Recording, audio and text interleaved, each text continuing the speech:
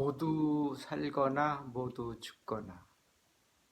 오늘은 대림 제3주일 복음서인 루카복음서 3장 10절에서 18절과 대림 제4주일 복음서인 루카복음 1장 39절부터 45절을 읽고 묵상하고 나누고자 합니다.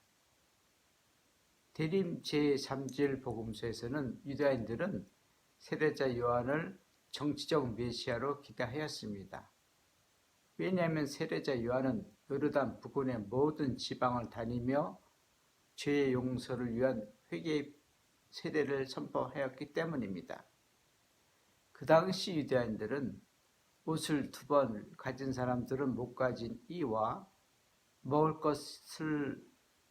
것이 없는 사람들을 외면하였고, 세리들은 정해진 것보다도 더 많은 것을 세금으로 걷어들여 개인들이 착복하였고, 군인들은 사람들이 가진 것을 강탈하였고, 갈취하는 일들이 유대인 사회에서 만연되어 있었고, 그 모든 유대인들이 이런 것들은 야훼 하나님께서 싫어하시는 것을 잘 알고 있었기 때문입니다.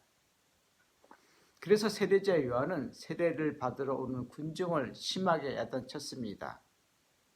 다가오는 하나님의 진노를 피하지 말고 회개에 합당한 열매를 맺어라 하였습니다. 7절. 회개에 합당한 열매는 11절부터 14절에 나와 있습니다. 옷을 2벌 가진 사람은 못 가진 이에게 나눠 주어라. 먹을 것을 가진 사람도 그렇게 하여라. 세례들에게는 정해진 것보다도 더 요구하지 마라. 군인들에게는 아무에게도 강탈하거나 갈취하지 말고 너의 봉급으로 만족하여라 합니다. 11절부터 14절. 대림 제4주일 복음서인 루카복음 1장 39절부터 45절에는 마리아가 엘리사벳을 찾아간 이야기가 나옵니다. 마리아가 엘리사벳을 찾아가기 전 가브리엘 천사가 마리아에게 나타나 얼마 후 마리아가 성령으로 잉태하여 하나님의 아들을 낳을 것이라는 이야기를 듣습니다. 그리고 마리아는 아기를 낳지 못하고 늙은 나이에 임신한 친척 엘리사벳을 찾아갑니다. 마리아가 엘리사벳을 찾아가 인사하자 엘리사벳이 성령으로 가득 차 큰 소리로 외칩니다. 주님의 어머니께서 저에게 오시다니 어찌 된 일입니까? 보십시오. 당신의 인사말 소리가 제 귀에 들리자 저의 태 안에서 아기가 즐거워 뛰놀았습니다. 44절. 어찌 태 안의 아기뿐이겠습니까? 엘리사벳도 정말 반가웠을 것입니다. 세례자 요한뿐만 아니라 인류의 위대한 스승님들은 굶주리고 헐벗는 사람들을 외면하지 말고 관심을 가지고 말로만 아닌 머릿속에서만 생각하지 말고 삶 속에서 실천하라고 가르치십니다. 왜 그럴까요? 그것은 모두 다 함께 살라는 것입니다. 굶주리는 사람들은 굶어 죽게 만들지 말고 헐벗는 사람들을 길거리에서 죽게 만들지 말라는 것입니다. 어쩌면 당신도 굶주리게 되고 헐벗게 될지 모릅니다. 육아의 경전 중에 대학이라는 책에서 경물치지라는 말이 있습니다. 수신 제가 치고 평철하라는 말 전에 처음 나오는 말들인데 자신 이외의 모든 사물에 관심을 가지고 살피라는 이야기입니다. 그러면 알매 이룰 수 있다는 것입니다. 이러한 과정 없다면 수신도 제가도 치국도 평천하를 이룰 수 없다는 말입니다.